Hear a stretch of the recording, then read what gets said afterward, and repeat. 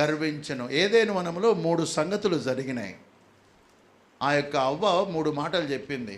ఇది ఆహారమునకు మంచిదియు, కనులకు అందమైనదియు, వివేకమిచ్చు రమ్యమైనదియునై ఉండెను. 3 విషయాలు. ఇది ఆహారమునకు మంచిది, కనులకు అందమైనది, వివేకమిచ్చు రమ్యమైనది. ఈ లోకములో ఉన్నదంతయు శరీరాశ, నేత్రాశ, జీవబడం. ఇది కనులకు అందమైనదియు, ఆహారమునకు మంచిది శరీరాశ, కనులకు అందమైనది నేత్రాశ, వివేకమిచ్చు రమ్యమైన. తినుమందు చచ్చిపోతావు అని దేవుడు చెప్తే దాన్ని ఖాతరు చేయకుండా ఇంకొక జ్ఞానంలోనికి వెళ్ళాడు. అంటే గర్వముతో వివేకమిచ్చు రమ్యమైనది, జీవపు డంబము.